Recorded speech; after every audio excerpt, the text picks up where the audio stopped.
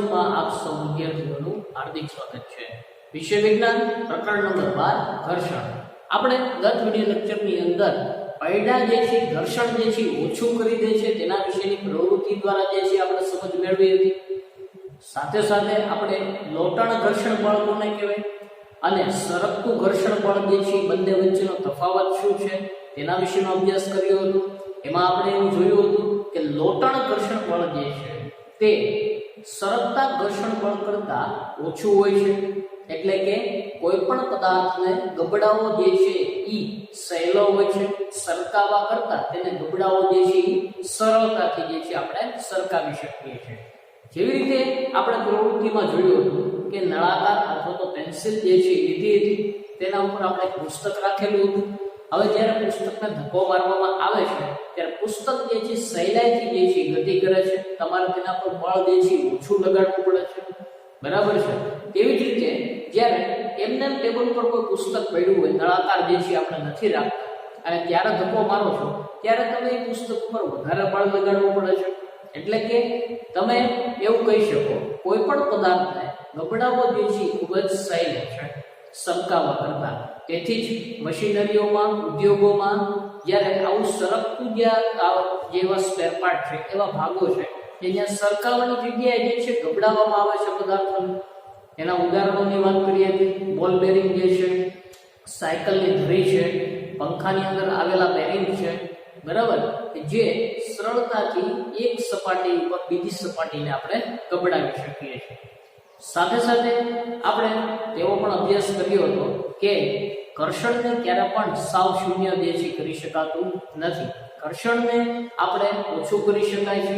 ઓછું કરવા માટે વપરાતા જે પદાર્થો છે એને ઊંજણ કહેવામાં આવે છે, બરાબર, એના વિશેનો આપણે અભ્યાસ જે છે કર્યો હતો। ત્યાર પછી આવે છે તરલ ઘર્ષણ। તરલ ઘર્ષણ એટલે શું? ઘર્ષણ એટલે શું તો આપણને બધાને ખ્યાલ છે, પણ તરલ એટલે શું? તરલ જે છે તેને વિજ્ઞાનમાં શું કહેવામાં આવે છે તેને આપણે સમજીએ। તો સૌથી પહેલા તો તમે જાણો છો કે હવા જે છે હલકી અને પાતળી હોય છે, તેમ છતાં તેની અંદર કોઈ જ્યારે વસ્તુ જે છે, કોઈ પદાર્થ જે છે એ તેની અંદર ગતિ કરતી હોય ત્યારે તે વસ્તુઓ ઉપર હવા જે છે ઘર્ષણ બળ જે છે લગાડે છે। એક્ઝામ્પલ તરીકે આપણે વાત કરીએ તો કે માની લો કે તમે કોઈ સાયકલ ચલાવો છો, બરાબર, તો સાયકલ ચલાવતી વખતે જો ખૂબ જ પવન હોય, હવા વધુ હોય, તો તમારે વધારે બળ લગાડવું પડે છે પેડલ મારવામાં, બરાબર છે। અથવા તો માની લો કે અવકાશની અંદર પ્લેન જે છે ઉડતું હોય તો પ્લેન ઉપર પણ હવા જે છે પાતળી છે, હલકી છે, છતાં પણ ઘર્ષણ બળ જે છે લગાડે છે, બરાબર। માની લો કે કોઈ મોટર કાર લઈને તમે ચલાવો છો, મોટર કાર ચાલતી હોય તો તેના ઉપર પણ ઘર્ષણ બળ જે હવા જે છે લગાડે છે। એટલે કહેવાનો મતલબ એવો છે કે તમે જ્યારે હવા પાતળી છે, હલકી છે, છતાં પણ કોઈ વસ્તુ જ્યારે તેની અંદર ગતિ કરતી ત્યારે તેના ઉપર જે છે એ ઘર્ષણ બળ જે ઉત્પન્ન થાય છે। તેવી જ રીતે માનો કે પાણીની વાત કરીએ તો કે પાણીની અંદર, પ્રવાહીની અંદર કોઈ વસ્તુ જે છે ગતિ કરતી હોય તો પાણી દ્વારા પણ તેની ઉપર જે છે ઘર્ષણ બળ જે છે ઉત્પન્ન થાય છે। પાણીની અંદર માનો કે હોડી જે છે ગતિ કરતી હોય તો હોડી ઉપર પણ પાણી દ્વારા જે છે તેના ઉપર ઘર્ષણ જે છે લાગે છે, ઘર્ષણ બળ જે છે ઉત્પન્ન થાય છે। તેથી આપણે વિજ્ઞાનમાં આપણે એવું કહી શકીએ, વિજ્ઞાનમાં વાયુ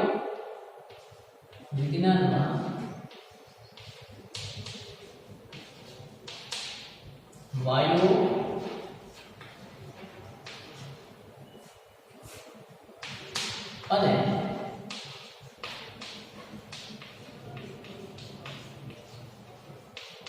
પ્રવાહીનું સામાન્ય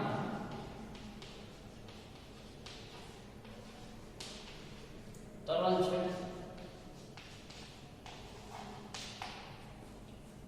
વિજ્ઞાનની ભાષામાં કહીએ તરલ એટલે શું તો કે વાયુઓ અને પ્રવાહીઓનું સામાન્ય નામ છે તરલ, બરાબર છે।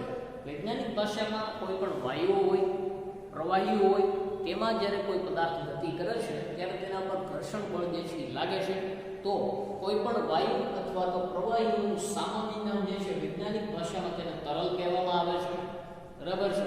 આથી આપણે કહી શકીએ કે તરલમાં એટલે કે વાયુ હોય કે પ્રવાહી તરલમાં કોઈ વસ્તુ પસાર થઈને ગતિ કરતી હોય ત્યારે વસ્તુ ઉપર જે છે ઘર્ષણ બળ જે છે એ લગાડે છે.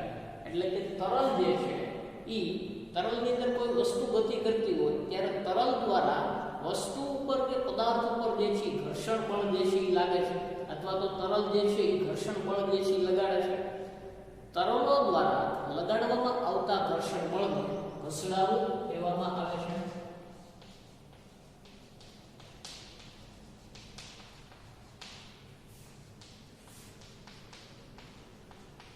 તરલો દ્વારા લગાડવામાં આવતા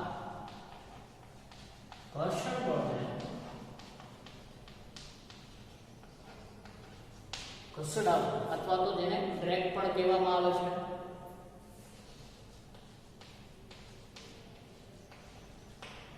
ઘસડાવું અથવા તો તેને ડ્રેગ પણ કહેવામાં આવે છે.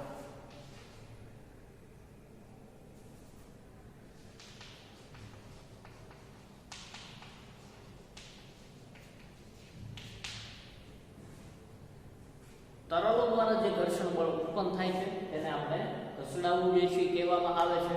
કોઈ વસ્તુ ઉપર તરલ દ્વારા લાગતું ઘર્ષણ બળે વસ્તુની તરલની સાપેક્ષ ઝડપ અને તેના પદાર્થના આકાર ઉપર જે છે આધાર રાખે છે. એટલે કે કોઈ વસ્તુ જે છે તેના ઉપર તરલ દ્વારા જ્યારે બળ લાગે છે ઘર્ષણ બળ ઉત્પન્ન થાય છે તે વસ્તુ કેટલી ઝડપે ગતિ કરે છે તેના ઉપર આધાર રાખે છે. તેટલું જેના ઉપર બળ જે છે લાગે છે તે સાથે સાથે જે વસ્તુઓ કે પદાર્થો જે છે તેના આકાર પર પણ આધાર રાખે છે.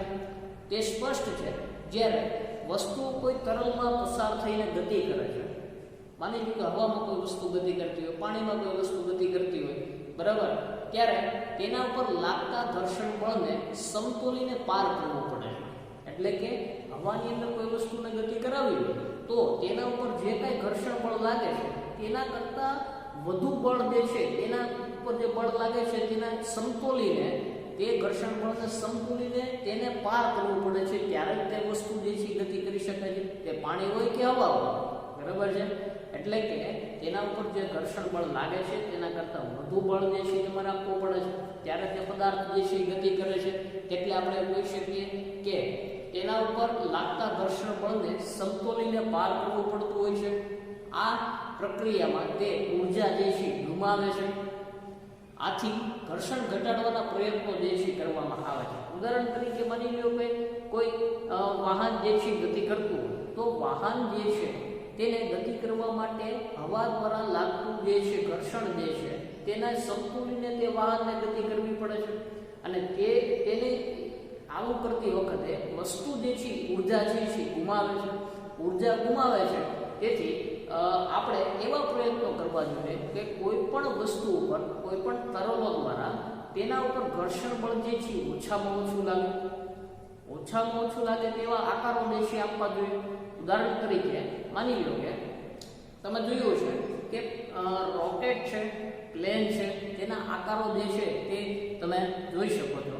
તો તેનો આકાર જે છે એવા પ્રકારનો છે, પક્ષીઓ જેવો છે. પ્લેન છે, વિમાન જે છે તેનો આકાર જે છે પક્ષીઓ જેવો આપણને દેખાય છે.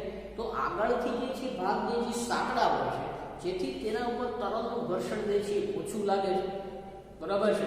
એટલે આકાર જે છે તેને એવા વિશિષ્ટ આકારો જે છે પદાર્થોને જે છે આપવામાં આવે છે તેથી તરલો દ્વારા જે છે ઓછામાં ઓછું ઘર્ષણ જે છે તેના ઉપર લાગે.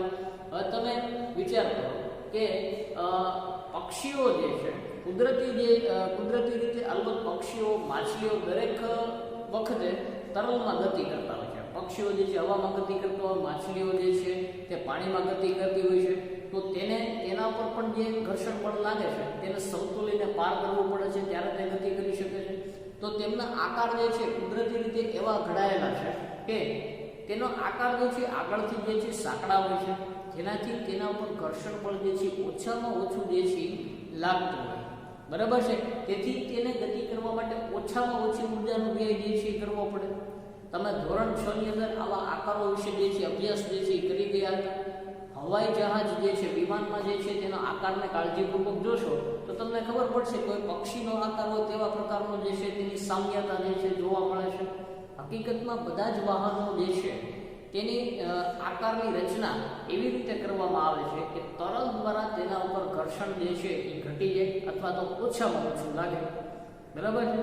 તો તમે અહીં સ્પષ્ટ રીતે જે છે સમજી શકો છો કે વસ્તુઓના આકાર ઉપર જે છે એ તરલ જે છે ઘર્ષણ જે છે એ લગાડતું હોય છે.